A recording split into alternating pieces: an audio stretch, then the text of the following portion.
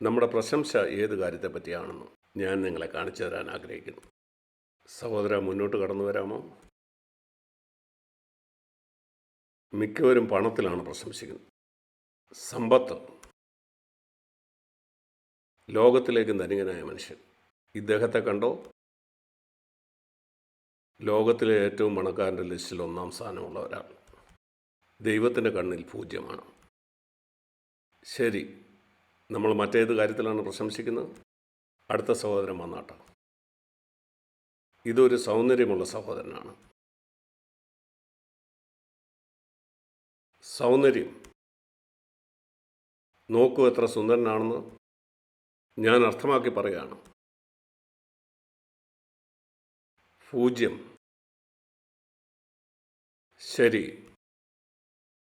മനുഷ്യൻ വിലമതിക്കുന്ന മറ്റേത് കാര്യമാണ്? പദവി. സഹോദര വന്നാട്ടെ. ഇദ്ദേഹത്തിന് ലോകത്തിൽ വലിയ സ്ഥാനമുണ്ട്. നിങ്ങൾക്കങ്ങനെ തോന്നുന്നില്ലെങ്കിലും ഇദ്ദേഹം വലിയൊരു സ്ഥാനത്തിരിക്കുന്ന ആളാണ്. ദൈവത്തിൻ്റെ ദൃഷ്ടിയിൽ അവനും പൂജ്യമാണ്. ശരി, അടുത്ത ആൾ. ഇവൻ വളരെ ബുദ്ധിമാനാണ്.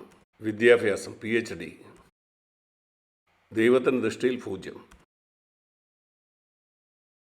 ഒരാളും കൂടി. കായിക താരം.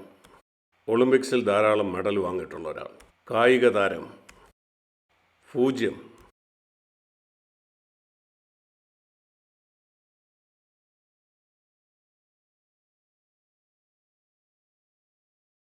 വളരെ അറിയപ്പെടുന്ന ഒരാൾ.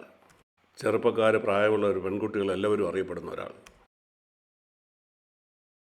പ്രശസ്തി. പൂജ്യം. ശരി,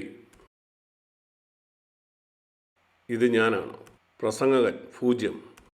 ഇദ്ദേഹം എന്നെ പ്രതിനിധീകരിക്കുന്നു. പ്രസംഗകൻ ആണെന്ന് അഭിമാനിക്കുന്നു. പൂജ്യം.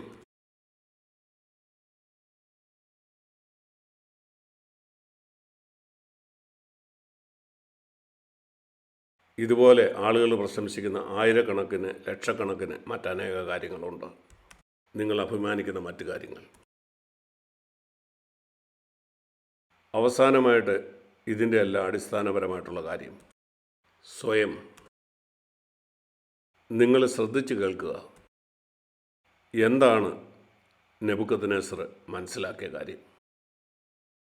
സർവ ഭൂവാസികളും ദൈവം മുമ്പിൽ ഏതുമില്ല. ഇവർക്ക് വില കൊടുക്കുന്നത് എന്താണ്? യേശു. ഇപ്പം ഇവരുടെ എല്ലാം വില നിങ്ങൾ കണ്ടോ?